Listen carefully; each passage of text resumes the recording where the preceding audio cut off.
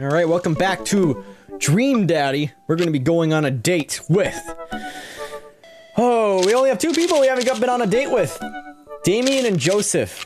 Let's go with Damien. Let's see what this guy is like. Message. I know this game has multiple branches. You know, I could choose just to date one dad and, you know, see where that goes, but I kind of just want to go through everyone right now, and then I'll focus down on someone and see where that leads to. I guess that's how I'll go about it, because, I don't know, I can continue playing the game, and just do, like, every single branch, but I don't know how long that's gonna take, but we'll see what happens. I'll just kind of roll with things after a while. Damien seemed really interesting. A little odd, but interesting. I think I should hang out with him to get to know him a little bit better. I navigate to Damien's dadbook page and type out a message. Damien. Hey dude, you seem cool. We should hang out sometime. I sit there for a minute before I see Damien's typing. But then he keeps typing. And typing. Man, is this guy writing a novel? I feel like the computer is gonna make some coffee. And he's still typing. I sip my coffee and the computer finally dings. Probably like something super short. Z.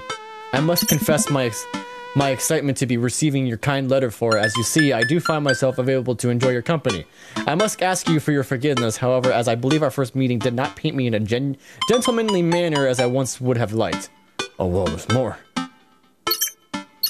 I would be highly flattered to enjoy your companionship at my residence for an afternoon tea and stroll around my garden at it, please. Till then, adieu.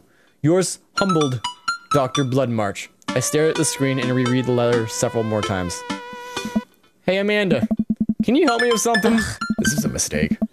Dad, for the last time, I'm not popping your back pimples. Ugh. No. Can you interpret this for me? I turn the computer to Amanda and see she squints at Damien's message. I just don't understand NetSpeak. Like, is this how you kids communicate with each other now? Oh, totally. This is the hot new thing. See, Dad, kids got over saying LOL and LMAO. LMAO. I like to say LMAO.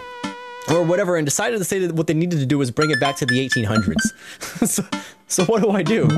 Well, where's your pen and quill? What? Did you forget to unpack the pen and quill? Dad, how will we address the nobleman in regards to your upcoming debutante ball? Okay, now I know you're messing with me. Father, without a proper chaperone, you'll never end up with a suitor worthy of our land. Or our dowry. Or... So you read Pride and Prejudice for school one time, and now you're reciting things you know about it back to me, aren't you? Like the first 5 pages, then I read a review of the movie. Still got a B though. Great. So what do I say to Damien? I got this. Amanda reaches over to me and types on the keyboard. Oh god. Sure thing, dude. Regards, Z. Amanda hits send and smiles at me. Well, I suppose that's that. Sure thing, dude. I make a short walk over to Damien's house. Well, I guess you can't really call it a house. Is it more of a manor? An estate? The Gothic architecture looms above the other homes in the cul-de-sac. I walk past a couple of gargoyles guarding the front door and look around for the doorbell. There doesn't seem to be one. I pull the large, ornately carved bat's head door knocker back, and a hollow sound echoes throughout the house as I strike it against the door. That's so descriptive. I wait several moments before the door slowly creaks open. It's a little creepy, but I enter the home and take a few steps into the foyer, noting that the oil portraits of who I assume are dead relatives are hanging on the wall. As I'm admiring them, the front door slams shut behind me. Hello? Silence. An oil lamp in the corner flickers dimly, casting an ominous shadows against the wall. Why do I feel like all the people in these paintings are staring straight at me? Why is it so cold in here? Where's Damien? Isn't Damien from, like, The Omen? Z, pleasure to have you in my home. I look up and see Damien standing at the top of the majestic staircase with a walking candle holder. What's up the door slamming shut? Oh, sorry. There was a draft. And the door creaking open when I knocked? I accidentally left the door unlocked. And the creepy oil paintings? I like oil paintings. Right. Right. Please, let me show you around. Okay. Damien leads me around his house, showcasing his parlor, sitting room, auxiliary sitting room, and the parlor again for some reason. And here's the parlor. And this is one of the older homes on the block. Yes, but nowhere near as old as the architecture might suggest. Through extensive renovations, I have been able to craft a residence that is both historically accurate to the Victorian period and equipped with the amenities of any modern dwelling. We walk past a door covered in bumper stickers, caution tape, and a black parade poster. Did they listen to My Chemical Romance in the Victorian area? That's my son's room. You'll know how the rebellious teenage years are. Onward, onward. Onward. There's more to see. We reach a door at the end of the hall that Damien opens with a flourish. Oh. And this is the library. Sunlight streams in from floor to ceiling arched windows. The walls are lined with packed bookshelves and even more books are scattered over the period-appropriate furniture. Damien is clearly proud of this room. Look at the butterflies. Pick up a book. Let's pick up a book. You know, Z, in the Victorian era, there was some controversy surrounding reading. Many people thought that the more tawdry novels would encourage youth into a life of crime that would cause too much of a distraction from work and school. I pull out a book from a random... I pull out a book at random and examine the worn cover. Opening it, I turn to a random page and read aloud. Naruto struggled against the chains that Sasuke had bound him with. That was so bad. Naruto struggled against the chains that Sasuke had bound him with. Shirtless, out of breath, he looked up at Sasuke. Sasuke smirked, unbuttoning his ninja pants. Jesus Christ. Okay, I think that's enough. Damien snaps the book shut and puts it back onto the shelf. That's a rare book from my private collection. Let's look out the window. I walk to the window and I'm greeted by a beautiful view of Damien's backyard. It shows a beautiful view of the rest of the cul-de-sac. Hey, I can see Craig on his lawn. He's doing push-ups with his daughters on his back. Damn. He sees me and waves happily, doing push-ups with one hand now. Damn. Did you know that Victorians spent at least 20 hours a week gazing longingly out of full-length windows? Wait, really? No, but Victorians did appreciate telling a good joke. Let's look at the butterflies. I walk up to the glass display of pinned bugs on the wall. It's pretty impressive. Nice bugs. I pinned them all myself. Maybe I could show you how sometime. I'm concerned how I would stick the pin right through my finger. The pinner's gambit. Is that a thing? No. Please, will you join me for some tea? I follow Damien to his sitting room, where finger foods have already been set upon a beautiful tiered silver tray. I take a seat on one of the high back chairs as Damien pours and serves me some hot tea. Hot tea. Tea. Serve me some tea. I can't believe we're having a high tea. I never thought I'd get to do this. Damien smiles to himself. What? How delightful. How delightful. It's a common misconception that high tea refers to the wealth or class of the people enjoying it, when in fact the high refers to both the later time of the day that the working class had to enjoy tea and the height of the tables in which they were served. Oh. My dear friend, we're currently enjoying afternoon tea. That's informative. Damien takes a seat next to me and serves me a tiny sandwich. I like your cape. It's a cloak, actually, but thank you. Victorian fashion is very important to me. You pull it off quite well. Oh, thank you. Regardless of my historical leanings, it's very important for me to present myself well. It has taken a long time to come up with a style that's both true to form and representative of myself, but I'm happy with how I dress. I do get some strange looks, yes, but it's something that brings me a great deal of joy, so I don't mind. To be able to wake up in the morning, pick from my closet a variety of cloaks, waistcoats, top hats, and even binders that are period appropriate feels amazing. You wear top hats? You don't? What got you so interested in goth stuff? Oh. Well, when I was a young boy, my father... Did he take you into the city? Sorry? Did you guys see a marching band? I'm afraid I don't understand. You're serious? Of course. But it's, you know, the song. Amanda made me listen to it. Seriously? I'd love to see a marching band. Nevertheless, I've always had a love for art, history, and fashion. What started off as a school hobby of collecting taxidermied animals grew into sort of an obsession. It's a privilege to be able to appreciate the lives and culture of those who came before us, I think. Why not go all the way? I like not dying when I catch a cold. He takes a sip of tea. I can acknowledge that there are many, many terrible things about the Victorian area, but I try to live a life that strictly aligns with those ideals that would be admittedly horrid. But I think it takes a critical mind to truly appreciate something to the fullest, to be cognizant of its flaws and love it all the time. Tell me, Z, do you have any hobbies? Oh man, I do, but I don't know if I care about anything the way you care about this stuff. Well, I'd love to hear about your interests.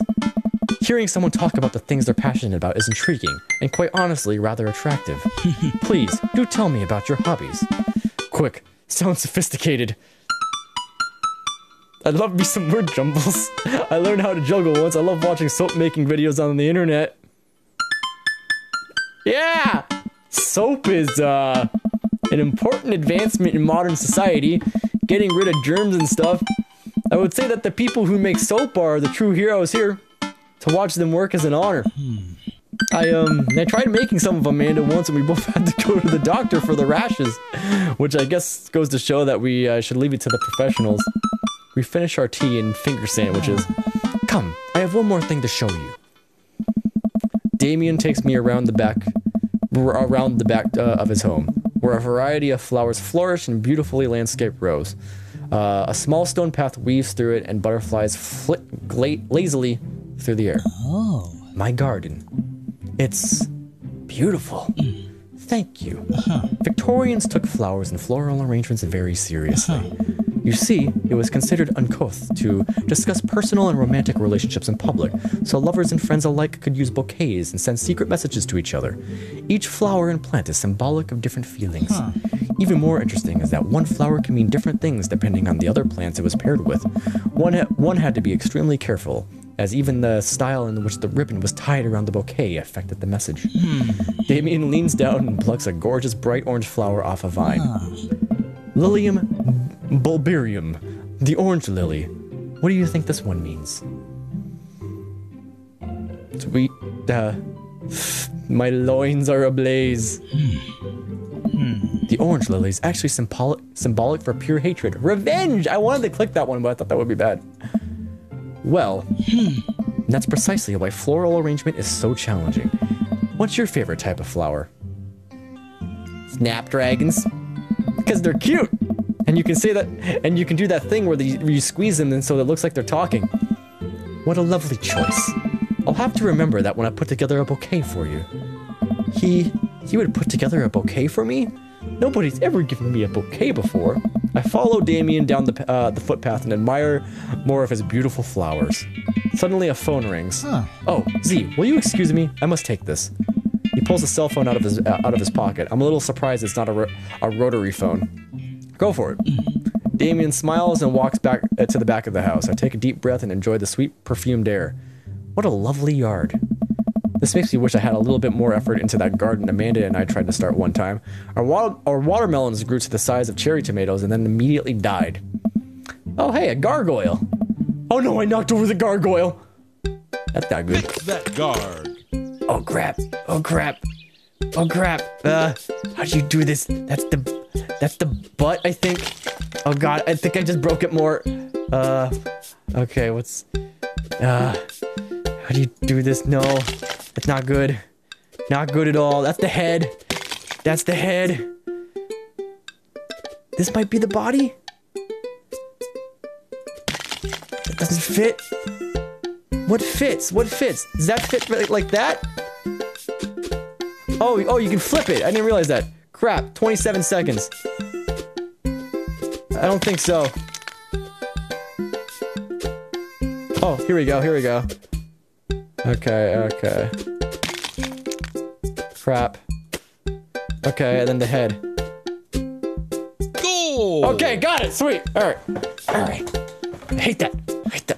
Can't really tell what the thing is. The model is so, like, it's not clear. Whew, that was a close one. Uh-oh, here comes Damien. He looks upset. Z, my sincerest apologies I have kept you waiting. There's an urgent matter I must attend to, so I'm afraid I must take my leave. No problem, dude. Everything alright? Damien worries about the hem of his coat with his fingers and looks away. Everything is perfectly fine, but it's Lucien. What's wrong? He appears to have, well, his teacher needs me to come to the school, post-haste. Do you need help? Oh no, you don't have to. Let me come with you. Us dads gotta stick together. You're right. This is one of Lucien's more elaborate stunts. I would greatly treasure having another parent by my side. Let's go. My God. Hey, it's Hugo. We totally went on a date. This is gonna be awkward. Damien and I walk into the school, and I'm immediately greeted by an anxious-looking Hugo. Hey, Damien. You're here in record time. I wouldn't miss it for the world, dear friend. Wow, whatever it is, it doesn't seem like this is Hugo and Damien's first time to the kids are in trouble rodeo. What is it this time? This, Damien, you have to see this to believe. Damien and I fall into step behind Hugo, who leads us through the busy corridors of the school. We pass by several classes in session, and I vaguely wonder if Amanda's around. Hugo eventually ushers us into a small boiler room with a flight of rickety stairs leading down into the darkness. Watch your step.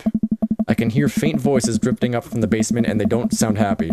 As I'm led into the depths of the school, I recall the antics I got into as an angsty middle schooler. At least I had enough sense to stay out of the creepy basements. Oh God. We find another teacher in a boiler room tucked away in the back of the basement. With him are Lucien and Ernest, Hugo's son. Lucien has a bloody nose. Thanks for coming. I can't take heads or tails of this. I look into the scene of the crime and see a bunch of bricks and some masonry tools scattered around. What happened here? Ernest punched me! Lucien tried to kill me! Oh my! The room falls silent. I was not trying to kill you, dumbass. I was trying to build a brick wall around you and see what would happen. You promised there would be wine. There was wine down here. You tricked me. Whoa, wait a second. Lucien, did you try to cask off Amon Nalado Ernest? I'm neither confirming or denying that. I turned to Damien and whispered to him, What's cask of It's a classic Edgar Allan Poe short story where a man gets his enemy drunk, lures him down into his cellar with the promise of wine of a fine vintage, then buries him alive behind a brick wall. It's a lovely story. So wait, Lucien, you tried to do that to him? I was curious to see how it would turn out. I wasn't actually going to leave him there. But what was the thought process here? That Ernest was just going to sit still while you slowly built a tomb around him? Well, it worked for like 20 minutes because he's an idiot, but then he realized that I lied about the wine. And you were cackling maniacally. That sort of tipped me off. Ernest, 20 minutes. Dad. Huh? It took you 20 minutes? Son, we just did an entire 2-week unit on the cask of Amontillado, and it took you 20 minutes to realize Lucien was leading into an elaborate ruse? Did you even read the story? I read the first 5 pages, and then I read a review of the movie. Whoa! It's only 5 pages long, and there is no movie. Yeah, you're right. I paid Lucien to read it for me. Actually, he didn't even pay me. So when you think about it, this was me teaching him a lesson. Damien and Hugo both have their heads in their hands. You guys are always telling me to engage in the literature, and I did. I don't see a problem here. Alright, I'm filing this under what the hell. Don't do whatever that was again. You two are both suspended for a week. Ernest and Lucien high five. The teacher starts to stomp up the stairs. Hugo, I'll cover your class. Take your son home. Mr. Bloodmarch, you too. Thank you for the mediation. We all head up the stairs and head out of the school in tense silence. Lucien, Damien, and I all pile into a car and begin the drive home. Lucien immediately puts his hood up and stares out the window angrily. I'm not going to therapy again. I know, son. It's entirely up to you whether or not you want to go. But I care about you, and I see that you're struggling. So if you decide that you would like to speak to a professional about your feelings, we can do that too. Maybe you can spend this next week or so looking for a summer job, I know how much you want your own car. I can't believe Damien's keeping this school. I'm impressed. Fine. Thanks for not freaking out too hard. I love you, son. Lucien continues staring out the window. Love you too. We spend the rest of the drive in relative silence. The moment we pull up to the driveway, Lucien hops out of the car, slams the door, and runs inside. I didn't expect to have that conversation in front of you. He and I have a lot we need to work out. It's all right. And all things considered, Lucien's bricklaying was pretty good, so there's your silver lining. Oh. There is that, yes. I really admire how you handled that. You were a lot more diplomatic with him than I thought you would have been. I just want what's best for him, and I think yelling at him wouldn't do either of us any favors. It rarely does. You're a good dad. See you around soon? It would be my honor and my pleasure. Damien bows with a flourish. Classy. Huh. I come home to find Amanda curled up into the couch with a blanket watching TV. I plop down right next to her. Yo. What you watching? Tiny House Hunting Brothers Extreme Edition? I hate this show. The couple on screen bickers back and forth while standing in an extremely small house made out of recycled bottles. The Tiny House Hunting Brothers watch them with bemused expressions, both of their heads touching the low ceiling. I told you I wanted a two-bath, shabby chic. Oh wait, this is part of the show. I told you I wanted a two-bed, two-bath, shabby chic cottage. This one doesn't even have a bathroom. But honey, the outside is only 20 yards away. It's not that bad. I am not pooping outside, Greg. Why don't they just get a regular-sized house? I don't know. How'd the afternoon tea go? It got strange. We had to go to the school and pick up Lucien since he tried to, he lured Ernest down into the cellar with the promise of fine vintage and then tried to break him into a wall, right? How did you know that? Has everyone read the story except for me? Lucien livestreamed the entire thing. This entire day is beyond me. But otherwise, it was a fun day. That Damien guy's character, he's really good company and a surprisingly diplomatic dad. I dig his style. You know what? Me too. Alright, date complete, I guess. Date complete. I think I actually nailed that one. I had a lot of good moments where he liked me. I think I am going to get an S. I believe. Have you considered taking part in the goth lifestyle? A? I mean, I'll take an A, but what about S? I feel like I did everything right there. Welcome. All right. You've got dads. Okay. The last dad to check out is Joseph, and then we're going to pick which dad did we like the best. I'm actually kind of leaning towards Brian, because I like the competition aspect. Second is maybe Craig. But we're going to check out Joseph to see what he has to offer, because we're giving everyone a fair chance. And then we'll make a decision, and we will give someone a rose. I'm pretty sure Joseph is married, though, so this is going to be very interesting. Although I met his wife on my date with Robert. His family's a little weird, but Joseph seems cool. I should take him up on his offer to hang out. Wait, how do I hang out with a priest? I don't go to church. Should I be Jesus-y? I imagine Joseph's family staring at me as I fumble through some sort of prayer attempt, but not too Jesus-y. A light smattering of Jesus. Will he want me to pray? Is he gonna pray at me? Do I have to pray at him? Talking to Joseph, huh? Huh. Yeah. Amanda, how many times have I told you not to sneak up on me like that? I selectively ignore it every time you do, Pops. Amanda looks over her shoulder at the screen. Joseph can't read your mind, you know. If you want to talk, just message him. But I've never been friends with a priest before. What do I talk about? My favorite Bible passages? Ice cream socials? Khakis? First of all, he's a youth minister with a tattoo, not a priest. There's a difference? You're overthinking it, Dad. Listen, just put it like this. Hello, neighbor. Thanks again for the invite to the barbecue. I'd love to hang out with you soon if you're not too busy. Isn't that a little too business casual? Fine, fine. Give me the keyboard. I got this. Amanda focuses on the keys. Just typing messages now. Hi, Joseph. It was great meeting you and your family. I'm still new around here, so I'd love to hang out and get to know you. See ya. Smiley face. The smiley face is a nice touch. Almost immediately, I receive a response. What'd he say?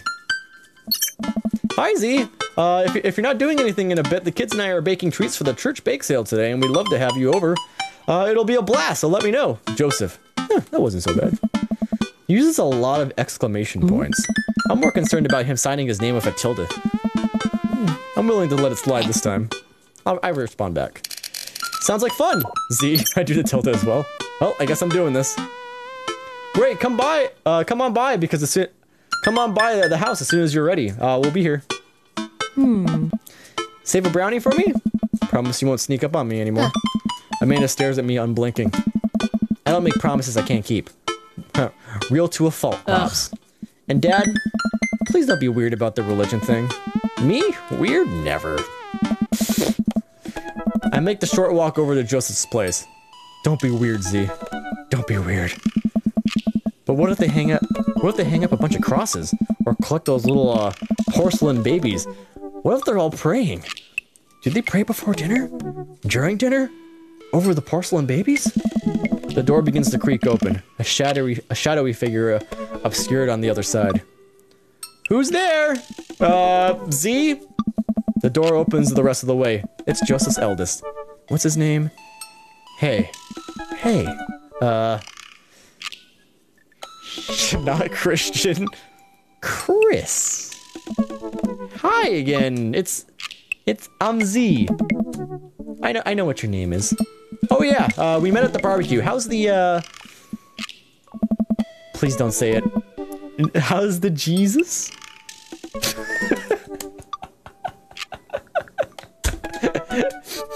How's the Jesus? Chris blinks slowly. Maybe he didn't hear that. You're weird. Is your dad...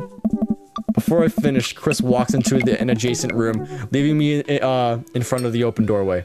Home? This was a great first impression. For a moment, I wonder if I should just go in, further subjecting Joseph's family to my winning attitude and artful charisma. Mercifully, Joseph, he peeks his head around the corner. Z, you made it! Joseph approaches me with his arms wide. I'm so glad you can come by. Are you ready to bake? I am not. I'm as ready as I'll ever be. That's the kind of semi-confidence I like to see in a baking assistant. Come on in. Joseph leads me into a bright, spacious home full of nautical knickknacks. This isn't what I imagined at all. It's actually pretty charming. I believe you met Chris, who left you outside. Chris. His name is Chris, okay. Are you going to apologize? Oh, right. Sorry. I try to make eye contact with Chris, but he keeps looking away. He must be really shy. It's alright. Next time you can be a little bit more inviting to our guests, okay?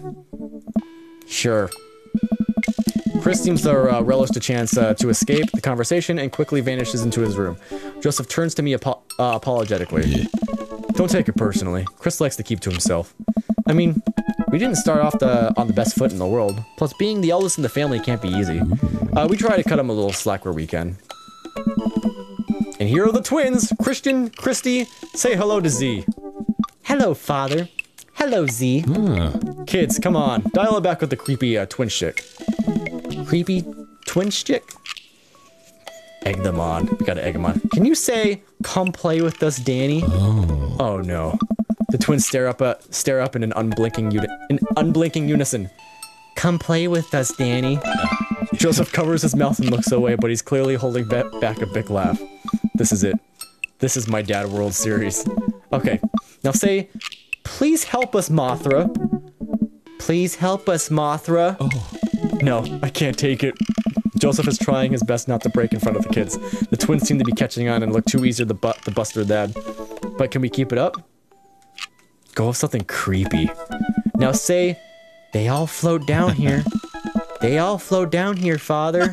Joseph can't take it anymore. Despite the quiet protestations, he's laughing pretty hard into his hand, and the kids giggle with him. The twins, obviously pleased with the new arsenal of spooky weapons, leave the room to terrorize the rest of the community. My work here is done. Yeah. I'm gonna be hearing those lines for weeks. Next time we hang out, I'm gonna teach us some lines from the Thing. Alright, so it looks like we've got a bit of troublemaker on our hands. You think we can, I think you can out trouble a career pro? I don't know about this. I'm suddenly interrupted by a loud crash in the kitchen. What now? That doesn't sound good. Christy? No one responds. Joseph furrows in his brow and motions for me to stay where I am. Wait here for a minute. Joseph rushes into the kitchen. I remember this with Amanda. Half of fatherhood is trying to keep your kids away from finding creative ways to kill themselves, and he's got 4. Talk about worry. I take a seat on his surprisingly pristine couch and twiddle my thumbs. Ooh, we should head into the kitchen. I want to see what happened. It's been a while. I guess I should go into the kitchen and see what's up. Huh. I walk into the kitchen and find Joseph holding Christy in one arm. She seems a lot calmer than she was a minute ago. God, I can't read right now. I raise an eyebrow at Joseph. The twins are looking a lot more manageable when they're separated. Where's Christian? Hi. He ran off. Christy dips a spoon into the brownie batter and gives it a taste. Dad, it's too sweet. You're too sweet. Aww. No, I'm not. You're so sweet we might have to water you down. With spiders. No, not spiders. Joseph begins tickling Christy with his free hand. Between the laughing and the screaming, I don't know how he's got a hold of her, but that girl is locked in place. The man is a professional child wrangler. Christy fixes me with her best puppy dog eyes. Save me from the spiders! Renegade option. Sorry, Christy, but I've been working with the spiders the whole time. No! They bought my allegiance with the promise of flies. All hail the spiders. Joseph grins and continues his tickle torture. No one escapes the wrath of the spiders. After a few seconds, he relents and puts Christy down. She immediately retreats behind his leg, where she watches me quietly. Christy, don't you want to bake with Z? Christy vigorously shakes her head. It must be my alliance with the house tickle spider. Are you sure? You'll get first dibs on the biggest piece of brownie. Christy hesitates and then she shakes her head no again. Sparkle pony. Ouch. Joseph covered his hand, his disappointment quick, but that looked like it hurt. You don't want to bake with Dad now? You want to play with the sparkle pony? Yes. Okay, go. And before Joseph can even finish the sentence, Christy is out the door and down the hall. Ahead. Joseph sighs deeply and he stares into the chocolate batter. He tastes it again, face twisting. And that is still way too sweet. So what made that crash? Right. Egg beaters on linoleum floor. It's my new techno single. I still haven't thought of a B-side. Now we're both looking into the batter. It's got a sickly sheen of sugar and chocolate candies throughout, and I have a feeling Christy had something to do with it. We need a fresh start. Oh, yeah, like I said, I'm not really a baker, but hey, don't even sweat it. The bag came with instructions that have mysteriously vanished along with my daughter, so we'll probably be fine. Probably. Yeah, probably. He certainly looks confident. Alright, see, you've baked a cake from a box before. Once. How hard could this be? Now grab a spoon and get ready to rock. Mario Batali, save me.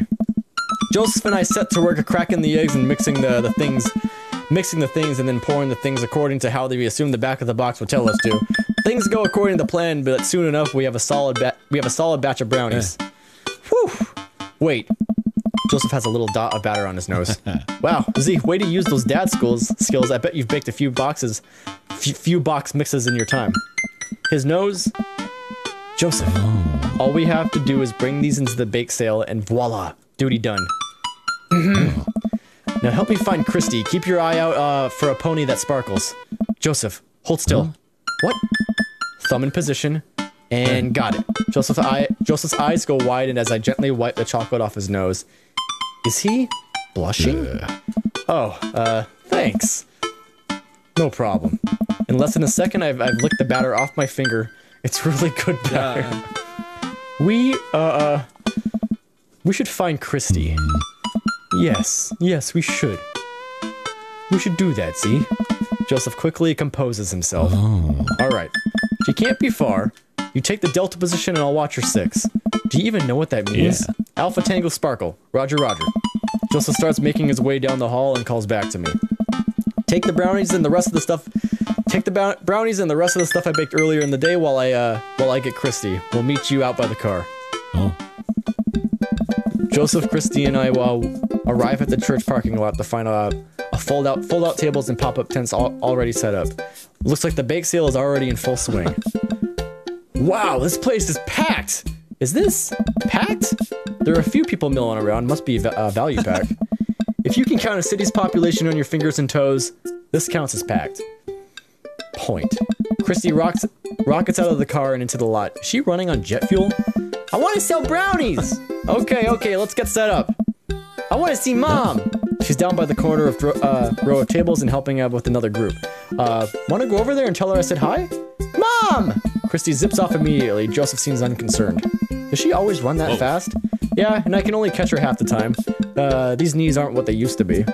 I remember when Amanda was her age. I couldn't get her to sit still for 5 seconds. Yep, great to deal with. Great age to deal with. While Christy's gone, Joseph and I arrange all our baked goods on the table and settle in. So, are we allowed to eat any of our own goods anymore? Look, if I don't see nothing, I don't say nothing. The man upstairs has strong feelings about snitches. Does he actually? Joseph shrugs. He eats a brownie. It looks like some of the other stalls are selling drinks, little handmade crafts and other sweets. Whoa, someone brought a soft serve ice cream machine. I gestured to it. How are we supposed to compete with that? Please, this isn't my first time in the rodeo. The bake sale rodeo. There's actually no rodeo here. It's just a bake sale. I think you and I put together can make one pretty convincing argument for these brownies, don't you? Doing awful at this reading lately. Sneak another brownie? I want to sneak another brownie. I'm going to do that. I reach for another brownie to stress-eat my worries away. Joseph smacks my hand before I can grab it. Focus, Z. Focus. It's not long before we have our first customers. Hey, dude. Hiya. Matt. Carmenista. Great to see you guys out here. Happy to support a good cause. Plus, you know, as the owner and proprietor of the Coffee Spoon, an establishment that specializes in baked goods, I have to scope out the competition. Joseph leans close to me. This guy knows his stuff. Stay on your toes. So what about the recipe you use for your own brownies? Don't say you use the box recipe. Don't say you use the box recipe. We improvised. I just let the baking spirit move through me, you know? A little box of flour here, a pinch of salt there. It's sort of like an interpretive dance, but with cooking. Interpretive cooking, yes. You can never make the same thing twice. Every batch is special. There will never be another batch of brownies at the exact flavor sensation that they have right here. It's a once-in-a-lifetime opportunity, Matt. Hey. All right. We'll take 2. Actually, we'll take 3. I ring them up and high-five Joseph as our happy customers walk away. You see, not so hard. Yeah, I'm hot off the good feelings from that last sale. Who's next? We sell brownies to a bunch of people who I don't recognize, but who clearly know Joseph. Eventually, another familiar face pops up. Z! It's Brian. Hey. Close enough. Can we interest you in any of our fine sweets and treats? You're sure I can. I bet you can eat 10 brownies. I could eat 10 brownies. Must resist urge to be competitive. I bet I could eat 11 brownies. They used to call me Brian. They used to call me Brian Hollowlegs Harding back when I was in the competitive circuit. Think you can go brownie for brownie with me? 12 brownies. Oh, come on! Let's save the threats of competitive eating for another time, shall we? Brian and I stare each other down. You're right, I'll just take one for myself and one for Daisy here. Coming right up. You excited for youth group movie night, Daisy? Yeah! What's the movie? It's a surprise. Joseph leans over to me. It's the Fast and the Furious. Really? If you think about it, there's some heavy religious undertones. Joseph hands his baggie to Daisy. I made sure to give you guys the edges. Clearly the superior part of the brownie topography. Thanks, Joseph. Our customers walk off with their purchases. Joseph and I survey our stock. These are selling pretty hot. At this rate, we'll have enough money to pay for the new paint job on the church pews in no time. Wait, what happened to the pews? Ernest spray painted his rapper alias onto them. Young Steinbeck. I would have gone for young man of the sea, but I can respect for that. Speaking in ministerial terms, Ernest is hard to reach.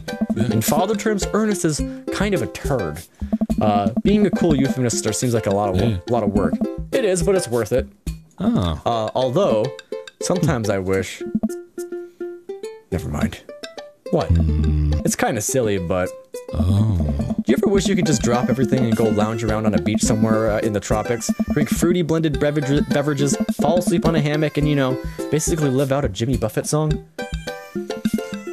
Joseph, I think about this every single day of my life. My dream is to also live in Margaritaville. One day, my friend, one day we'll be on island time. We make a couple more sales to some church patrons. Everything seems to be going along smoothly. Off in the distance, I spot my old buddy Craig. Craig! He's gonna be a hard sell. Craig's a fitness man. I think he comes off to these bake sales to test himself, to see if he has the resolve to refuse processed sugars. Are you sure you're ready for this? We go way back. I got this. Craig jogs up to our table with Briar and Hazel in tow. They're each finishing an ice cream cone, so it's unlikely they're gonna sell them. We're gonna sell them on brownies too. Probably won't be able to sell to the baby. She's impossible to read. It all comes down to Craig. Hey, bros. Hi, Uncle Joseph. Hi, Amanda's dad. Would you be interested in one of our delicious homemade brownies? I don't know. Tempt him. I have to tempt him. You know, Craig, if you really wanted to, you could hit a couple of these stalls and craft yourself a brownie sundae. Get some soft serve, a brownie from your good friend Z. I think there's a table down there that's selling freshly baked cookies, hot off the oven. Treat yourself, you deserve it. That's a tempting offer, Z, but I've got some chia mango pudding at home that's actually I'm pretty excited about. I'm gonna have to pass. Suit yourself. God damn it! The day winds down and we're pretty much out of items to sell. Everyone starts packing up. Christy eventually comes back and immediately falls asleep in Joseph's folding chair. Box mix, huh? It's her. Mary saunters up to us. She looks like she's rather be anywhere else than here. Oh, hi, honey. Yep, they're selling like hotcakes, which is actually they're just brownies. Cute and boring and safe. Hey, Mary. Mary's eyes darted over to me. What's the rookie doing here? I was just hoping to introduce you to the rest of the community. You get a load of this freak show? What? Hey. Weird folk is all. Holier than thou types. Don't you think? See, Mary. Come on. Let the kid answer the question. I'll shove a brownie in my mouth so I can't talk. I grab the closest brownie and shove it in my mouth, and then point to the mouth. Point to the mouth as the universal sign of can't talk. Mouth's full. Quick thinking, Z. This one's a keeper, huh? Mary, we can talk about this later. Come on. Oh, am I embarrassing you in front of your new friend? Joseph doesn't respond, trying his hardest to keep his cool. Can we please talk about this later? Oh my god. Sure thing, honey bear. Mary turns her attention to me. Hand over the cash. Hey. Jesus, I'm not trying to rob you. I'm in charge of the funds here. I hand over the cash that we've made. It feels feels like a hefty wad, if I may say so myself. A hefty wad. Thanks. Hey. Now give me your wallet. What the hell? Give me your wallet. You think this church is gonna fix itself? Mary. I'm kidding. Sorry. I'll work on the whole pretending to be happy thing. Mary leans in and whispers to me. He's really good at it. Mary walks off without saying goodbye. Yeesh. There's a reason why she was hanging out with Robert. They're having an affair. She's having an affair with him. I'm really sorry about that. What's her deal? She enjoys a good button push. It seemed like a lot of button pushing. Joseph shrugs. This is a terrible date. I'm getting so much of that. That's just how she is. You ready to head out? I guess so. Joseph and I loaded the folding tables back into my car. Christy nods off the moment Joseph straps her into the car seat. Yeah. I drop Joseph off in front of his house. A small yawn sneaks out of me. Looks like I tuckered you out, huh? I'm a sleepy dad. I might finally be crashing from all the sugar. Huh. I won't keep you up then. Thanks for helping out today. Happy to do it. Also happy to eat brownies. Well, next time I promise you we'll do something a bit more exciting and a bit less free labor. And I'm very sorry about the whole thing with Mary. You shouldn't have had to see that. It's fine, really. I know. But first hang out domestic problems aren't really a good look. You barely know me. Let me make it up to you next time. It won't be Margaritaville, but it'll be something fun. Promise. I smile. I'd like that. Oh, and one last thing. Joseph tosses a cling-wrapped brownie through the window. It hits me in the face, but I'm able to catch it. It's the last one. You earned it. Joseph, please don't leave me alone with this brownie. Nope, too late. I'm already walking away. But, bye! Joseph walks up to his home. He waves at me before carrying Christine inside. Or Christine, or Christy. Whatever. Well, it looks like it's just you and me, brownie. Eat the brownie now. I forced the brownie down my gullet, knowing full well that this will be my undoing. I will feel this later. I step inside to find Amanda doing homework on the couch. Hey, father unit. Hi, child that I'm required by law to care for. How's homework? It's really fun and educational. Really? How long have you known me for? Right. How was the bake sale? Good. I think I really could have made a good life for myself as a brownie salesman. Glad to hear it. So what? Were there any extra brownies? Or did you maybe sneak one? Or, sorry kiddo, no dice, because I ate the last one immediately. She would have stolen it from me, but I kept it for myself. I feel immediate shame for scarfing that last brownie, but actually, I don't know if it's shame or just nausea from all the brownie, but it could be both. It's okay. Hey, if you're not going to go to bed anytime soon, would you be game for some real shark hunters or of Orange County? I thought the last hunter got eaten by a shark. He did. I sit down next to her and cozy up with the blanket. Awesome. And date complete, right? Date's complete. All right, I probably didn't get a good grade on this one. I get so many dad points though. Only a B. There was like 3 occasions where it was like, no. All right, alrighty. Welcome. Hey, it's all the dads. There's all the dads. So I guess next time we will be picking a second date. I think I'm gonna go with Brian next time though, but let me know. Let me know what you want to see. All right, I shall see you guys later. Win. Brian, I shake hands and lock eyes. It's about to go down. Do I get to play a little game? I do get to play a game. Oh my god. What the hell is this? This isn't right. Got it. Hole in one. Oh my god.